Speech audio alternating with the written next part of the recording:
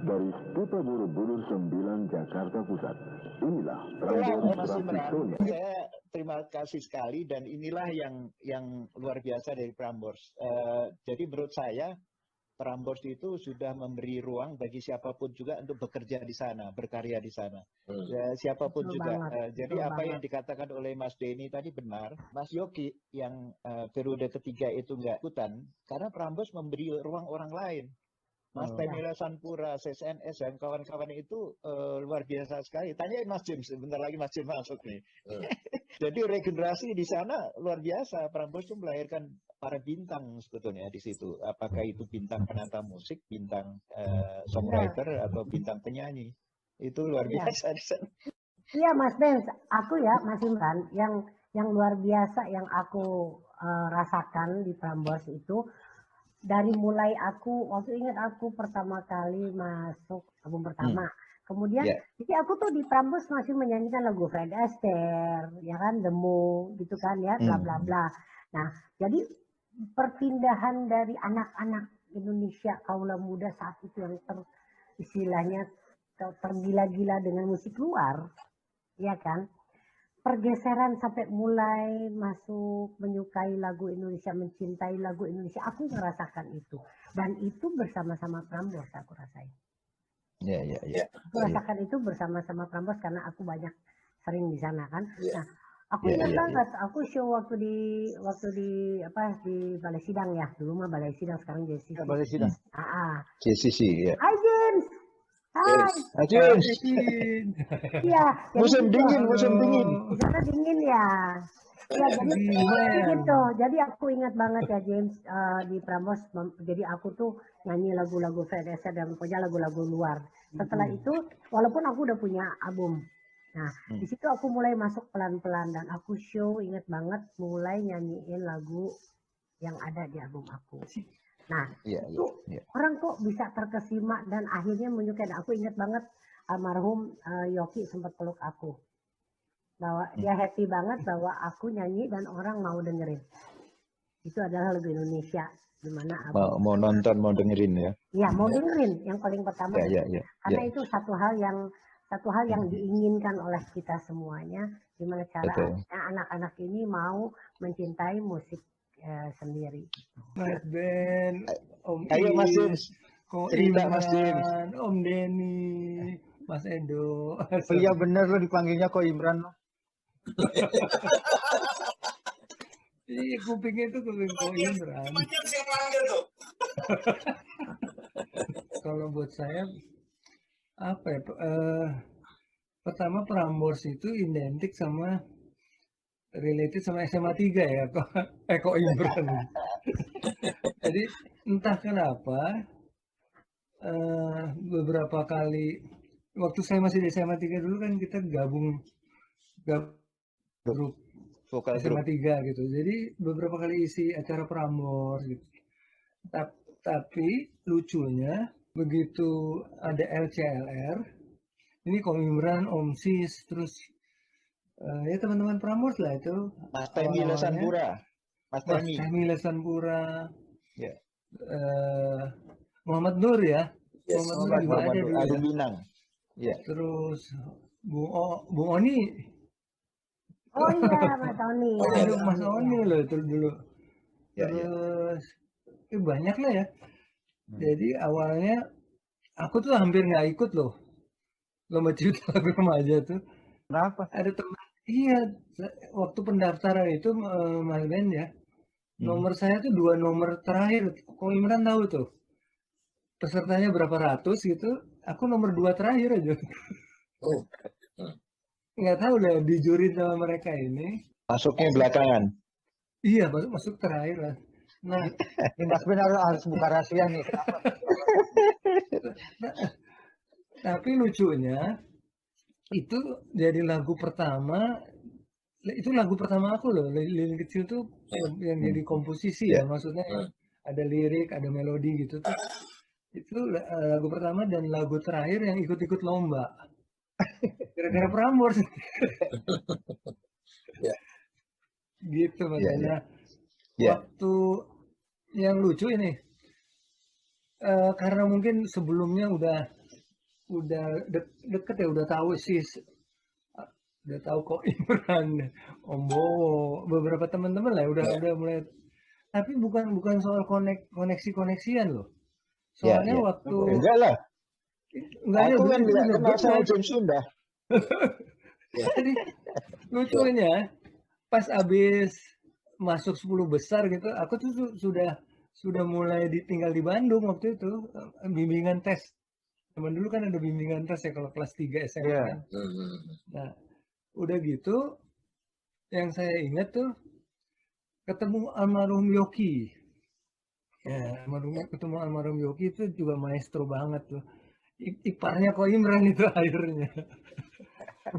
Dia entah kenapa dia bilang, waktu itu kita nggak tahu loh kok Imran tuh ada proyek yang ujungnya namanya Jurang Pemisah. Awalnya nggak tahu itu, pokoknya ex Prambors yang masuk di 10 besar itu saya diundang sama Yoki. Terus alasannya tuh lucu, Imran. Waktu itu dia bilang gini, ini udah mau ada pendaftaran lagi. Dia bilang ikut aja. Jurinya masih kita-kita katanya dia gitu. Pasti masuk lah lo, masuk. Saya gara-gara dibilang gitu jadi nggak mau ikut. Asli loh Mas Ben. Itu James, itu James banget Mas Ben. Itu James banget, digituin malah dia mundur. Kok gitu sih? Terus gara-gara itulah Yogi akhirnya ngajak ke program Jurang Pemisah itu yang Jurang dulunya Pemisah. nggak tahu namanya apa itu. Orang pakai sepatunya Marman ya, kok Imran ya inget. Yang itu ya? Itu siapa sih? Dia Oh, itu jadi sepatu. foto. Oh, sepatunya Marwan itu. Iya. Itu Kok butut Yang gitu? sepatunya Marwan ya? Butut gitu. Sepatunya Itu sepatu Marwan jadi itu. mahal sekarang ya. Nggak tahu tuh. Terus udah gitu, yang menarik nih teman-teman Prambors, kan aku bilang, waduh, Mas Yoki kalau kayak gitu nggak deh, aku nggak ikut malah bener-bener. Dan setelah itu saya di Prambors diminta bikin dulu sama Mas Temi CS tuh ada namanya Langan Suara Prambors, Mas. Betul, iya. Jadi 1000 orang tuh main gitar, Vin. Saya sama Yance Manusama. Ya. Suruh mimpin itu 1000 orang, gimana caranya? Ya udahlah, lucu-lucuan. Yang penting gua nggak ikut lagi, ikut lombanya. Ada Chris Manusama di situ mulai. Kalau saya ikut lagi mungkin Chris Manusama nggak bisa masuk. Yang menang gue lagi kan. Itu beneran, itu Vina tahu itulah. Jadi akhirnya berturut-turut saya jadi panitia. Terus aku dikasih sama Mas Bobi dulu, kalau Imran masih ada nggak Bobi Prambors? Ya masih. Itu disuruh ngerancang acara namanya Mandiri, musik negeri sendiri. Terus gue bilang, gue lagu loh. Gimana nanti kalau gue naruh lagu gue lagi yang menang di situ. Akhirnya saya cuma datang, cuman nggak enak kan itu ngomongin lagu teman-teman sendiri. Dan di Prambors ini ada hal yang unik banget loh. Pernah tahu grup Uriah Heep nggak? Grup rock itu. Itu kalau nggak dikasih tahu di dalam tuh Uriah Heep nggak ada yang tahu loh.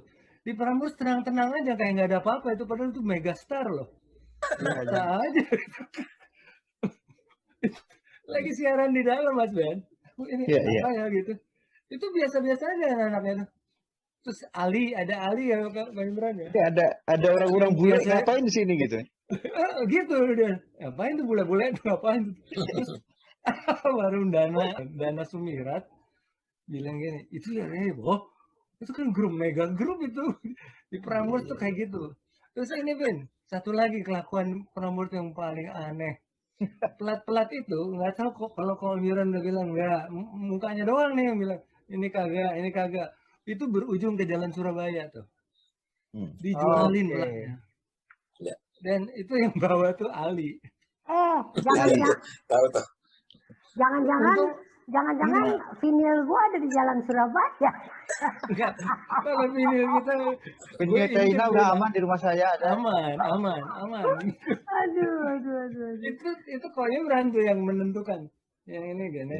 Oh, ternyata Ternyata orang lihat tuh. Godfather-nya di situ. Yes. Tapi Baru tahu. Vina dia paling kaget. Dia nggak nyangka loh kalau dia pokoknya laguku selalu dikira kayak lilin kecil loh. Jadi kalau begitu nongol lagu Aku Cinta Kau gitu, atau Ya. lagu Astaga gitu, dia nggak percaya itu lagu gue. Mungkin kalau masuk ke Prambors bilang kalau nggak kenal kamu gini, ini enggak gitu dia. Ini enggak gitu. Aduh. Jadi dulu kan kita nyebutin label nggak salah namanya UKW itu kan suka ngirim keringat hitam. Itu ibaratnya itu cuma bagandel pintu. Ternyata kan setumpuk. Ya, dibuang. Sedan Surabaya nggak buang. Oh, jalan Surabaya. Iya, Tukeran. Oh, jalur Distribusinya distribusinya gitu ya. dari Prambors ke Jalan Surabaya gitu. Terus ada lagi jahilnya nih. Oh ini tukang somai yang masih ingat ya? Ricky pakai H. Prambors somai asli. Nongkrongnya tahu di dari depan mana itu? di depannya studio itu ya. Iya, dia ngecat sendiri gambar rambut gimbalnya Prambors. Aduh. Ya pokoknya yang aku juga kalau ngobrol sama anak-anak yang muda-muda banyak banget ya, misalnya yang nggak ngerti bagaimana Prambors dulu, aku bilang kalian tahu nggak, kalau dulu tuh kalau bilang gue anak Prambors, gue bergaul di Prambors, udah top. Istilahnya kalau zaman sekarang kayak perempuan pakai Hermes. Iya, udah kayak jaminan mutu gitu kan. Aduh, bener-bener. Kan dulu di Prambors masih di Borobudur 4 tuh yang pohon beringin tuh, ingat Betul, ya? Oh iya. Kan nongkrongnya di situ ya. Iya. Dulu dari dalam tuh bisa lihat Mas Ben. Kaca itu kan siaran bisa lihat luar kan. Iya. Jadi ini sis apa siapa lah? Enggak, aku sama sis lagi di luar, lagi nongkrong. Ada mobil masuk. Itu kan mobil suka parkir tuh di bawah pohon gitu kan. Yeah. Mobil masuk platnya H. Plat Semarang gitu. Terus ada orang petenteng. Terus ini gue nih sis, ini saya nih sis, terus orangnya petenteng. Di sini ada James Sundah ya? Itu waktu itu lilin kecil sudah mulai terkenal. Nanya gitu. Terus almarhum sis tenang, oh lagi di dalam lagi siaran gitu. Anaknya ngintip ke kaca. Dia nebak aja sembarangan. Karena kan aku dulu cuma dikenal lagu, nggak tahu muka aku kayak apa gitu kan, zaman dulu ya, orang nggak kenal lah. Malah ada yang ngebayang gue segede Hari Rusli lagi. Terus itu dijahili di depan gue loh. Jadi anak itu ngintip-ngintip, terus sombong, anaknya sombong. James itu kalau ke Semarang tinggalnya di rumah saya gitu. Gue kaget gitu, nggak kenal. Terus yang ditunjuk tahu nggak siapa? Nah yang ditunjuk, yang dibilang nama gue itu Ruce. Itu James. Ruce bingung, pas keluar bingung aja gitu keluar. Aduh, itulah jahilan ala Prambors. Betul. Iya. Ya si CNS lah. Saya pikir karya-karya perjalanan 50 tahun Prambors ini kan sangat luar biasa. Banyak cerita yang kadang-kadang tidak terceritakan seperti Kak James gitu. Karena dia dipanggil Om nggak mau nih. Nggak mau, nggak boleh. Cocok James dipanggil Om. Jadi banyak cerita yang tidak terceritakan sebetulnya, ini agak menarik. Justru saya mau tanya ke Mas Imran, ini 50 tahun ya. Juga ke Bang Hari, ada sih perjalanan ini dibuatkan dalam bentuk buku sebagai ilustrasi. Saya pikir ini banyak cerita-cerita menarik, terutama sisi putar LCR yang memang sangat fenomenal gitu ya, jadi perjalanan. Kalau kayak gini nih, seperti itu dia. Itu bukunya. Itu Ini 30 tahun. 30 tahun. Kita putar Prambors Rudi Badil. Ada ceritanya. Ada. Profil. Ceritanya Panjang banget tuh bukunya.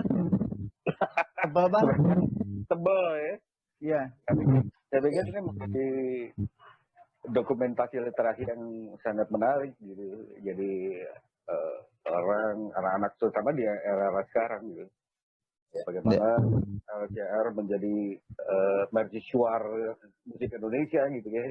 Saat itu kalau di tahun 71 sudah mulai ada perubahan. 77. Ada sebuah lompatan besar. Cuma yang problemnya sekarang adalah ketika 50 tahun Prambors ini, teman-teman yang baru gitu ya di Prambors sendiri sudah pernah terpikirkan nggak membuat sesuatu hal yang tapi tidak harus menyerupai dan tidak harus copy paste dari LCR, LCR. Ada nggak Mas Imran kira-kira kayak begitu?